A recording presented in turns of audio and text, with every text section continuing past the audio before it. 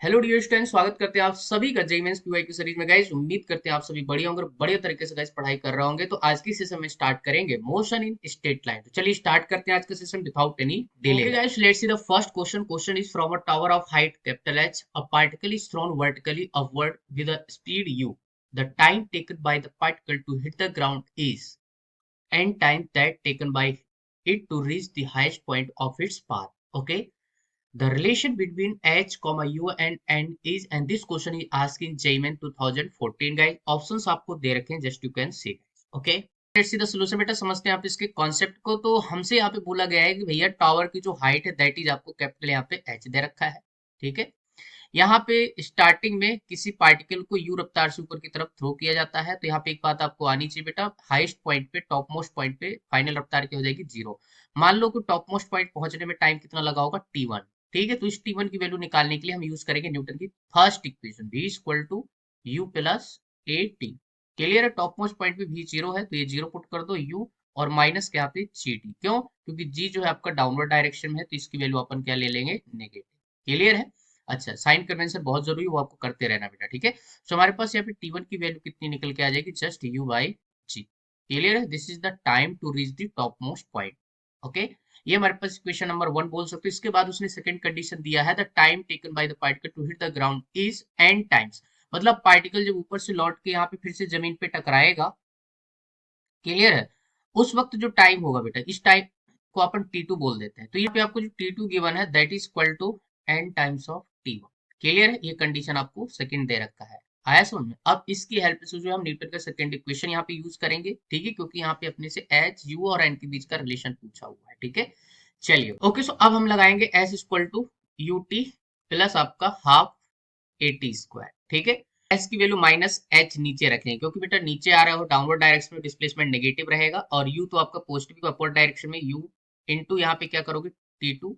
Minus minus क्यों रखना है, क्योंकि ए की वैल्यू यहाँ पे जी रखेंगे, तो एक बटा दो जी टी टू का स्क्वायर। ठीक है, ये चीज हो जाएगी। यहाँ पे टी टू की वैल्यू आपको टी वन के टर्म्स में जो है पुट करना है, और टी वन की value u by g put करते जाना है, आंसर आपका आ जाएगा। बहुत ही सिंपल क्वेश्चन है, कोई बड़ी बात नहीं है। तो यू टी टू की वैल्यू हमारे पास एन टी वन माइनस एक बटा दो g into N T one का स्क्वायर। क्लियर है, ये हो जाएगा।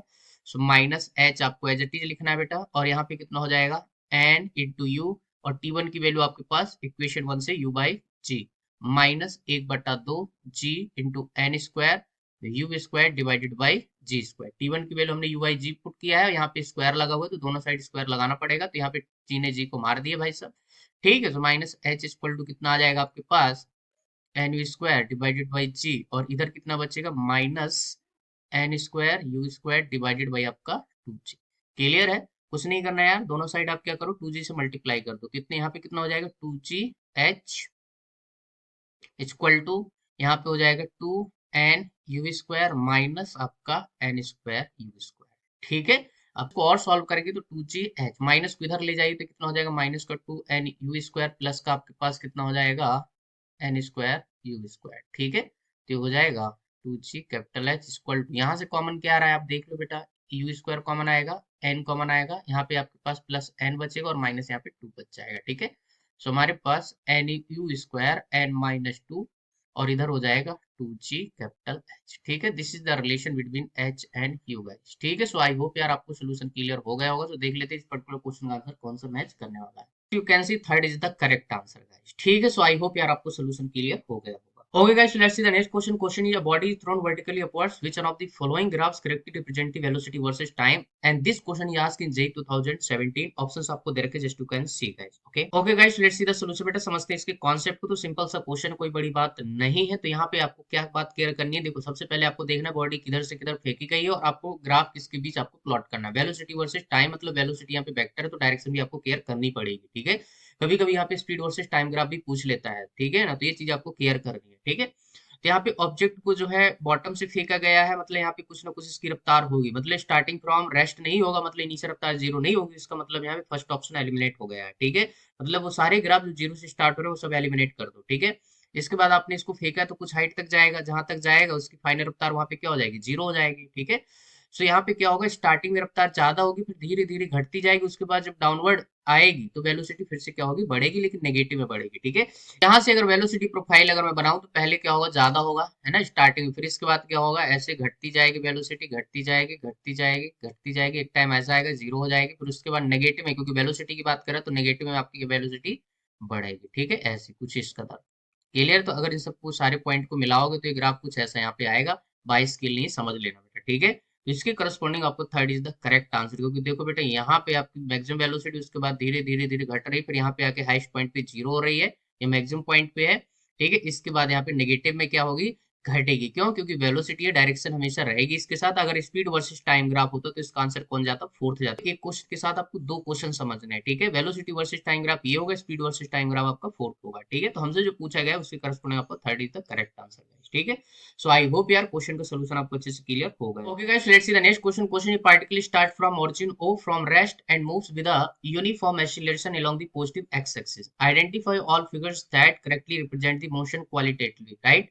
ए आपका एक्सीलरेशन है, v velocity, x displacement, T time है। This question he asked in JEE 2019। आपको ऑप्शन दे रखे हैं, देखो यहाँ पे आपके एक से ज्यादा भी ग्राफ सही हो सकती है, क्योंकि उसी के अकॉर्डिंग आपको यहाँ पे ऑप्शन दे रखे हैं भाई। ठीक है, okay guys, let's see the solution. बेटा क्वेश्चन को केयरफुली आपको समझना है। देखो यहाँ पे यूनिफॉर्म एक्सीलरेशन की बात कर रहा है, मतलब ए आपका क्या रहेगा, कांस्टेंट रहेगा।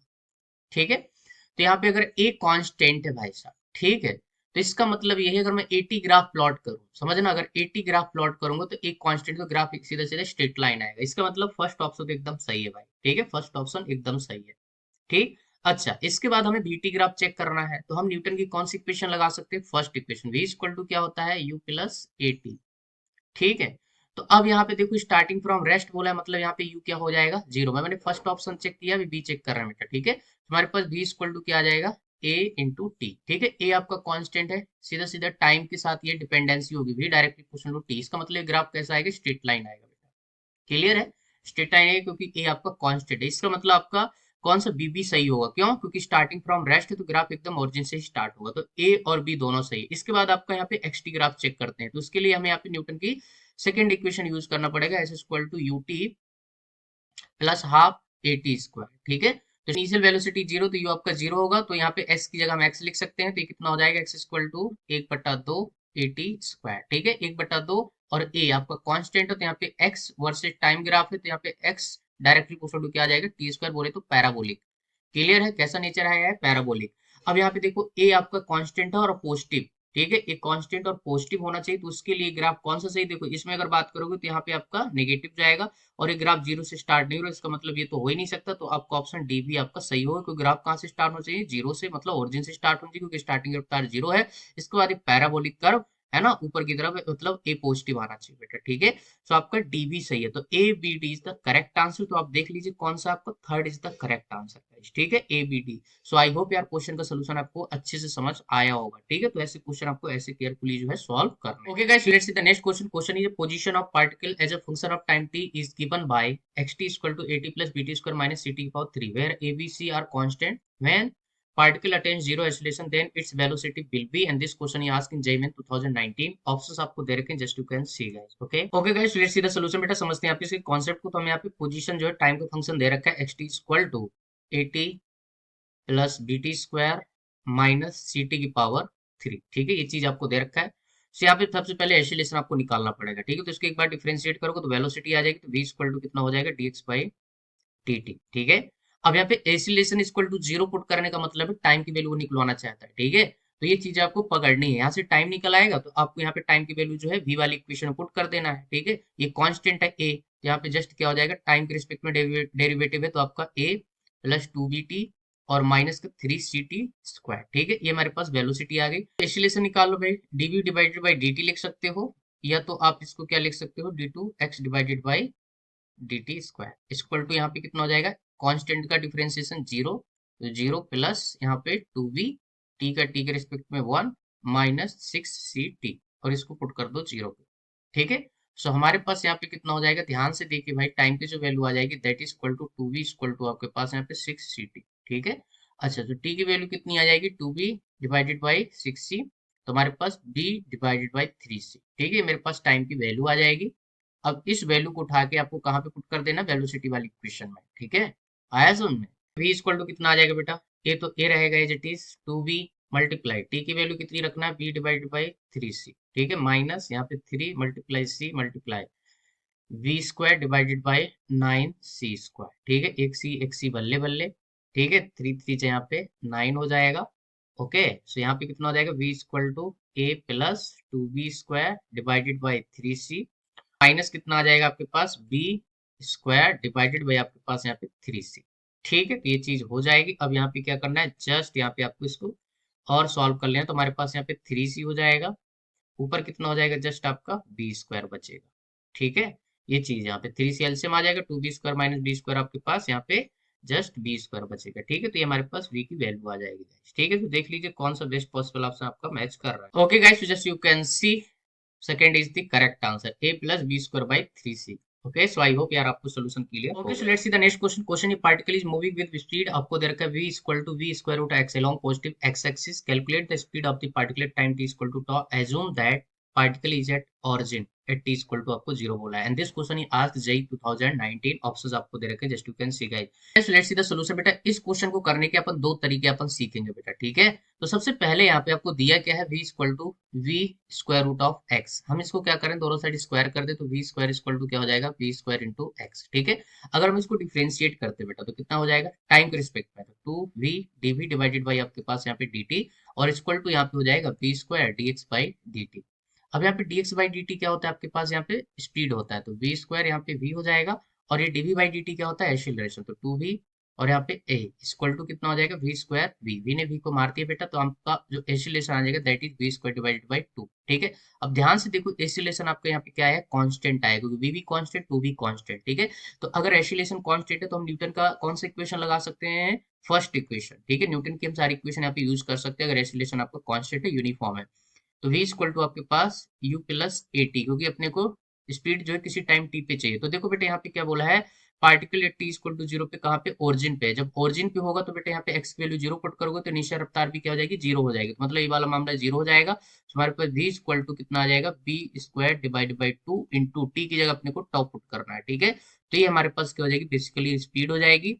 हमारे पास जो आंसर आएगा that is third is the correct answer guys, ठीक है। सो आई होप आपको सॉल्यूशन क्लियर हो गया। इसका दूसरा मेथड भी हो सकता है, मान लीजिए एसिलेशन आपको वेरिएबल है तो आपको फिर एसिलेशन फाइंड करने की जरूरत नहीं होती।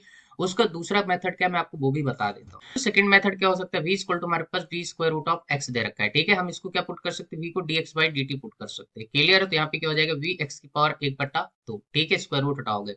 अब यहाँ पे x जो है टाइम का फंक्शन आ जाएगा बेटा, ठीक है, तो dx डिवाइडेड बाई यहाँ पे क्या हो जाएगा, x की पावर 1/2, और इधर हो जाएगा v dt, ठीक है। आया समझ में, यहाँ पे लिमिट लगानी पड़ेगी, टी इक्वल टू 0 पे, पार्टिकल कहाँ पे, ओरिजिन पे, है ना, किसी टाइम टी पे मान लो पार्टिकल कहाँ पे होगा, किसी पोजीशन एक्स पे होगा, ठीक है। पे जस्ट आपको इंटीग्रेशन परफॉर्म करना है, 0 टू एक्स, एक्स की पावर माइनस 1/2, और यहाँ पे टी एक्स, और इधर कितना हो जाएगा, जस्ट बी इंटू टी, ठीक है। तो यहाँ पे कितना हो जाएगा, एक्स की पावर माइनस 1/2 प्लस 1, और नीचे भी कितना आ जाएगा, माइनस 1/2 प्लस 1, ठीक है, इक्वल टू आपका बी टी। एक्स की पावर कितना हो जाएगा, 1/2, और नीचे आपका 1/2 इक्वल टू कितना हो जाएगा, बी टी, ठीक है। तो 2 से हमारे पास 2 ऊपर भग जाएगा, तो 2x पावर 1/2 इक्वल टू कितना हो जाएगा, बी टी, ठीक है। दोनों साइड स्क्वायर कर दो तो 4, और यहाँ पे क्या बचेगा, जस्ट x हो जाएगा, क्योंकि ऊपर 2 डिवाइड बाई 2 कैंसिल आउट हो जाएगा, और यहाँ पे हो जाएगा बी स्क्वायर टी स्क्वायर, ठीक है, ये आ गया। अब देखो ये थोड़ा सा लेंथी मेथड होगा, लेकिन यहाँ से भी आंसर आपको वही मिलेगा जो अपन ने अभी कैलकुलेट किया। अब इसको क्या करो, फिर से डिफरेंशिएट कर दो टाइम के रिस्पेक्ट में, तो यहाँ पे क्या हो जाएगा, 4 dx बाई dt, क्लियर। और यहाँ पे कितना हो जाएगा, b square as it is रहेगा, यहाँ पे 2t, और t divided by d t, ठीक है, तो ये आपको 1 हो जाएगा।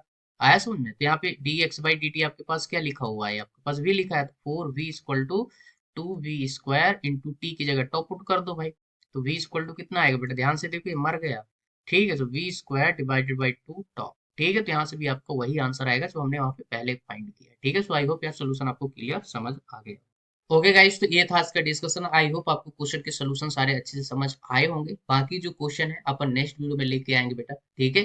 तो चलिए फिर मिलते हैं आपको नेक्स्ट वीडियो, तब तक के लिए थैंक यू, गुड लक। और वीडियो अच्छा लगे तो यार लाइक करना, चैनल को सब्सक्राइब जरूर कर देना, ताकि सारे वीडियो आप तक पहुंच सके और आपकी प्रिपरेशन में हमारी वीडियो हेल्प कर सके। Okay, thank you for watching this video guys.